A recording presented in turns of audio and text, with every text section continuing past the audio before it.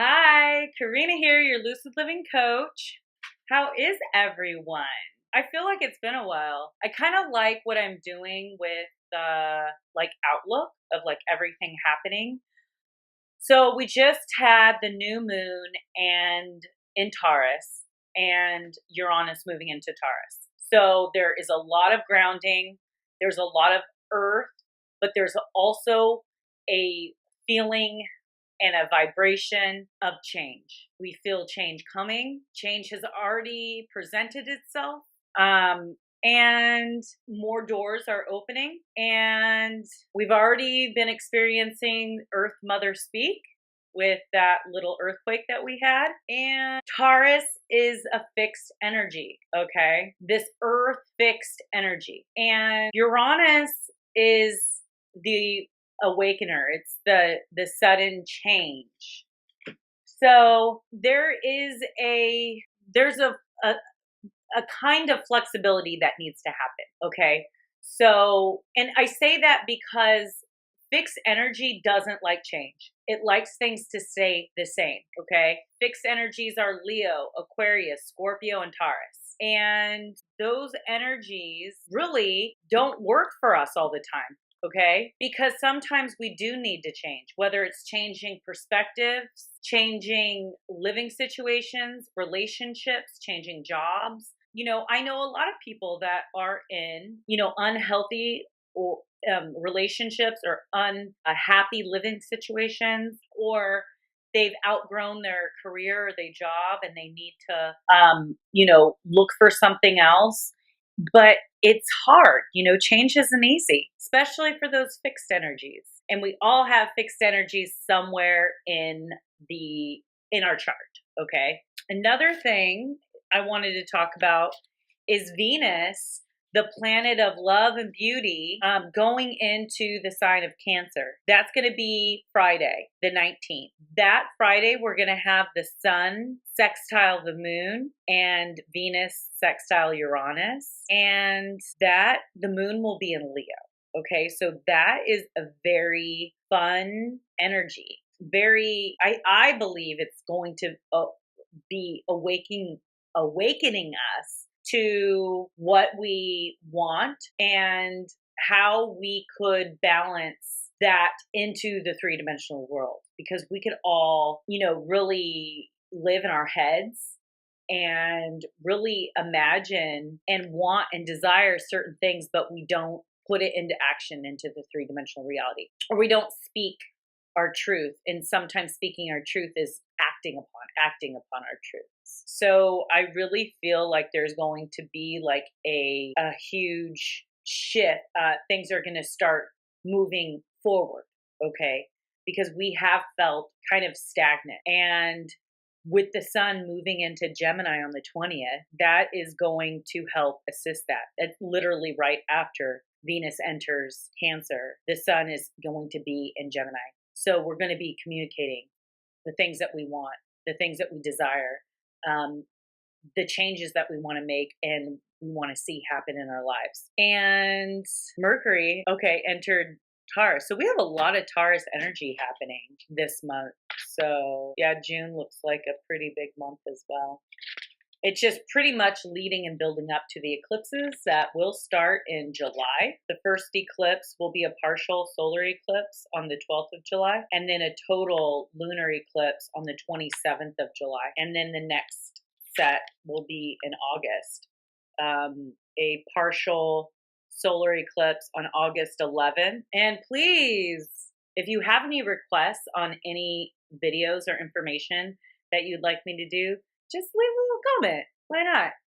And if you have any questions on maybe where this energy is affecting you, go ahead and email me, because Uranus is going to be in Taurus for the next 7 to 8 years. And with that new moon, that's big shifts in value systems, changes of value, what we value, really, and that could be value in people. It could be maybe once you valued money, and money was what fueled you, and now all of a sudden it's connection and spirituality. So these are the kind of shifts that we're going to be seeing within the next 7 to 8 years. I wonder if I should just go through all the signs. So, all right. So if you are okay, so when I say if you are an Aries, now your sun could be an Aries, but your rising is not. So your rising, your first house, that's what I'm talking about. So if your rising in your first house is in Aries, then Uranus is going to be working on your value, okay? Your self-worth, resources, okay? Your wealth, your finances, your talents, your possession, embodying spirit, substance, getting grounded, okay? Nature, and stuff like that. If you are a Taurus, Uranus is obviously working on your identity, your self-definition, your emergence from formless conditions of birth to early childhood, your ego, your self-awareness, your zest for life, your vision, pioneering, independence, leadership. It is your first house that it's working on if you're a Taurus, rising Taurus, or Taurus is in your first house. And your, basic needs, your kind of like ego needs and development, and, where you came from, okay? It's going to be really molding you. Now, if you are a Gemini, a rising Gemini, then this will be working on your, 12th house? Stop missing me. Okay, yeah. So if you're a rising Gemini, Uranus will be working on your mysticism, your compassion, your connection, your dissolving of walls and really connecting with others, unconditional love, infinity, universal source, and returning to that source. Cosmic citizenship, going with the flow, interdimensional experiences, telepathy, ESP, past lives. Okay, so it's going to be working with your connection to source again and having that mercy and compassion. Okay, not only for yourself but for others. So that's going to be very exciting. You might be getting a lot of dreams and prophetic dreams and stuff like that. So to really kind of wake you up to, your soul and your soul's purpose and where you came from and maybe why you're here. And that's beautiful. All right. So if you're a rising Cancer, it will be working in your area of pursuit of knowledge. Okay. So invention and social awareness. It'll be connecting with the groups and friends and maybe finding your tribe and your brother or sisterhood, your identity, your uniqueness, your eccentricity, your independence and your freedom, and your truth and visions and hopes for the future, and really being future minded, and so really being, intellectual and thinking about what is next to come in your evolution of your soul. Miss Miyagi, your hair is just everywhere. Jeez. So that's exciting for all those Cancer energy. All right. So now with the Leos. With the Leos, it will be your career. So the focus will be on your work in the world, your authority, your teachings, your profession, your recognition,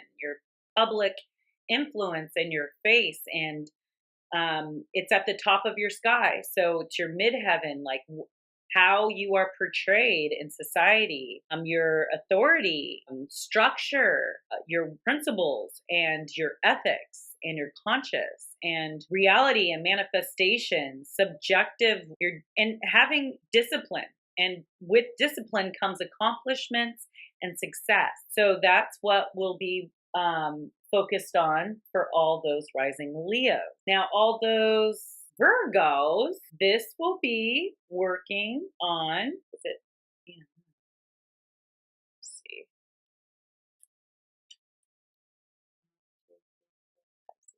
So for all those rising Virgos out there, the focus will be on your philosophy of life. Okay, maybe furthering your education, or thinking about traveling abroad, or getting into different groups that you don't know about. So really venturing out to learn maybe a different culture or different language. It's also a quest for spirituality and fortune and opportunity, and pretty much just exploring. It could be exploring, your gifts, the love of the outdoors. It could be higher education, like I said, higher law, religion. You could be just opening your horizons to other things, kind of like a circus life. Hashtag circus life. Woo-hoo. Circus life. Miyagi. She just wants my attention so much right now. I think every time I do a video, my pets are jealous. They think I'm talking to someone, and they're like, give me your attention. Don't talk to that. I'm right here. All right. Moving on to all those rising Libras.